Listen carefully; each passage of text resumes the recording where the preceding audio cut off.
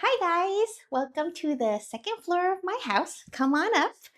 I promised to show you guys my little roof garden deck and it's Sunday afternoon, so I'm gonna do a little maintenance and protect my guava tree, and I just want to share with you our roof deck. And we'll say hi to Shuki here, our little baby rescue. You wanna say hi, Shuki? He's our pandemic rescue cat. Okay, now she's grouchy because she's taking a nice Sunday afternoon nap. And I'm telling her to say hi. Come on. You want to come out to the roof with us? Okay, maybe she doesn't want to. That's okay. So, here we go. Let's go outside. And, well, Andrew, you probably want to put on your slippers. And I already prepped my little basket here. Got my clippers and these handy dandy I'll call them food protectors or fruit protectors that you saw me take off of my persimmons. So we're going to reuse them and protect my guavas on my guava tree. So come this way and let me just show you. So we lounge out here a lot in the summer. It's also where I have a couple of plants that love full sun, and I can just quickly tell you what I have up here and then show you my guavas. So over here on this side, there's some mugworts in pots, and then this here is a passion fruit vine. When I made that delicious passion fruit drink, this is a vine that kind of grew from a little stem that I propagated from my big vine, which I will show you guys another time, the big passion fruit vine that's growing on top of my garage. But I just have a little plant that I propagated up here just for fun, and it's pretty. Here is a tomatillo, and then this is kind of the end of the season, but you can see here's tomatillos here, or some people call them gooseberries. And the great thing about them, let's see, this one is not quite ripe, but I'll just show you what it's like. When it's ripened, it gets more brown, and then inside is a little fruit like this.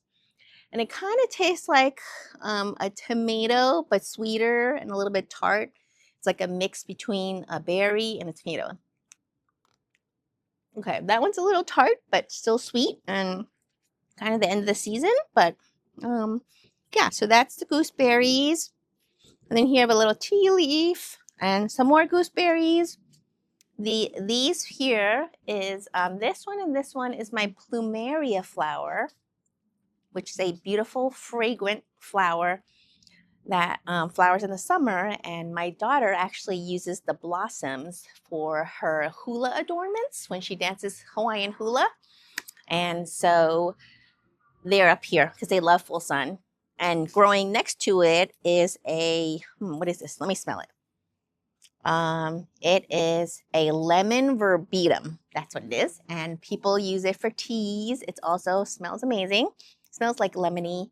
And you can also like dry it and use it in the bath or essential oils. It's very nice. Here is another tomatillo. Here's some kale.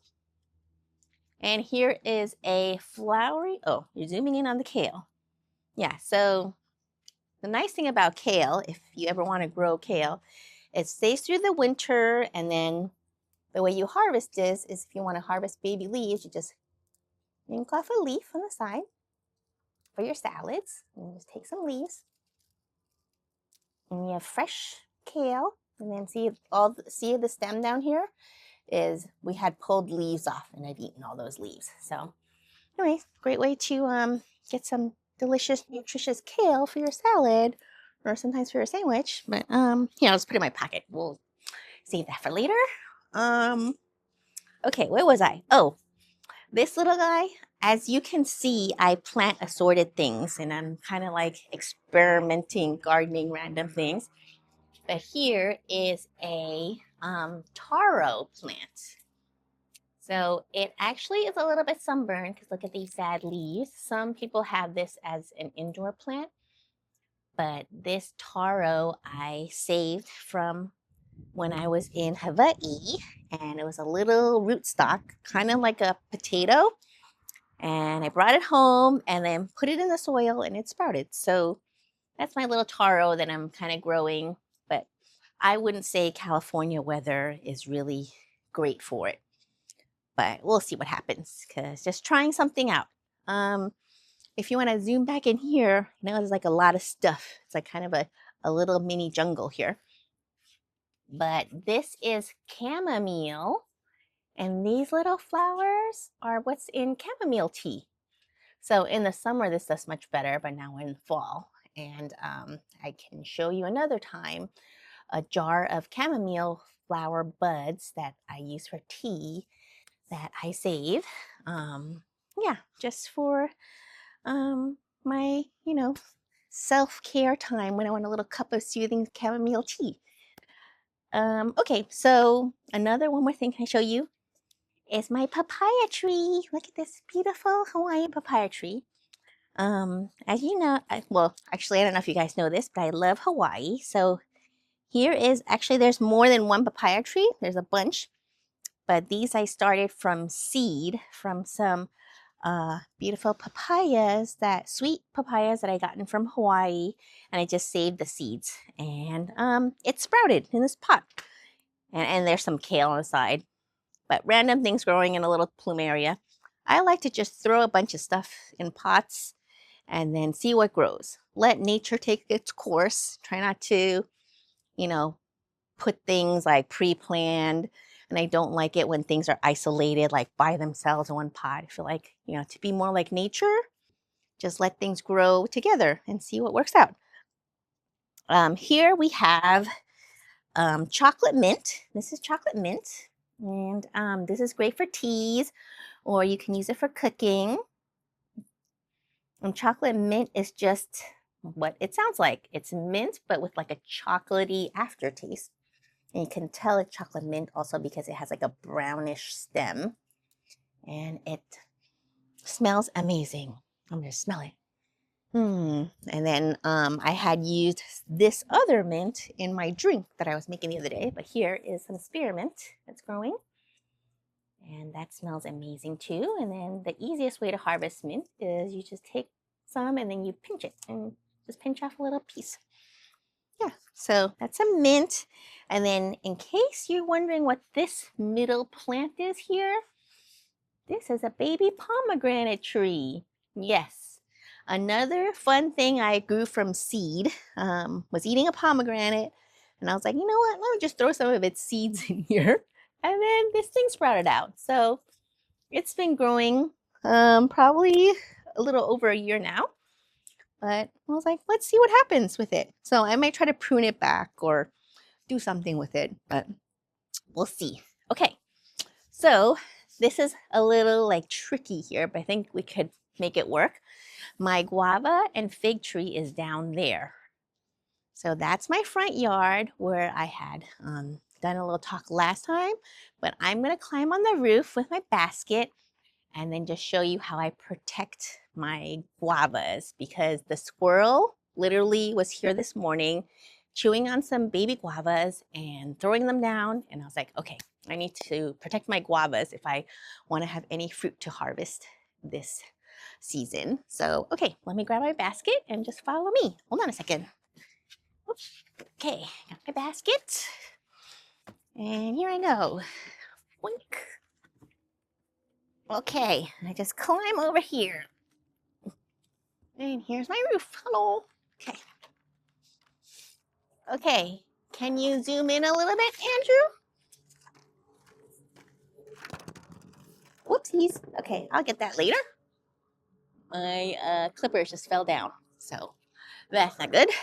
Okay, so all I do is I take one of these boxes, and here, can you guys see the guavas? See these little tiny guavas here? So I'm just gonna cover them. And all I do is go like this. Put the box over it. Around some guavas. Ooh, it's a little bit windy. Okay, here we go. I just clip it. There you go. Now my guavas are in there protected. And there's a lot of guavas here, if you can see. Well, let me get around this way. But see all these guavas here? See how many guavas there are here? There's a bunch of guavas, so I'm just gonna go and cover them all. Well, as many as I can cover with the boxes that I have.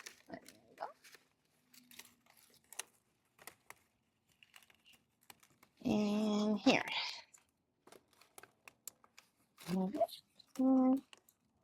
Here we go. Actually, can you see, or should I come and get the camera and zoom in? You want me to come and get the camera? Or you can see? Okay, well, let me take it. Okay. Here we go. Taking you for a little journey down the roof. I can kind of show you guys an up-close view. Here's a box that I just did.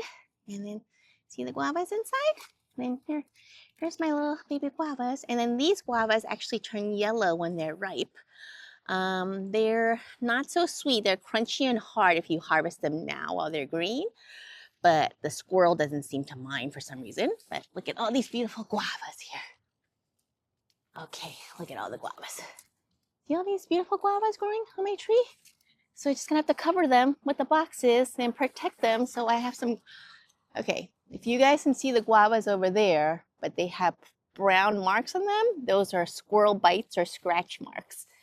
And unfortunately, when the squirrel chews on them, okay, like this one up here, see how it's sad and brown? That means the squirrel got to it, and then it will either go bad or fall off. So I'm gonna save some guavas. And then over here, which next season I'll have to show you, but see this stem here? That's my fig tree. All the leaves have already fallen off of them, but that's planted next to my guava. So it's a beautiful Sunday afternoon. Actually, the sun's almost setting. And yeah, it's nice to be on my roof deck. And happy gardening, everyone. Reuse your boxes and do, some good with them. Give your little boxes a second life. Protect your fruit. Here you go, Andrew. Get back. Okay, guys, I'll just be here covering my little guavas and protecting them. And happy gardening. And see you guys next time. Aloha.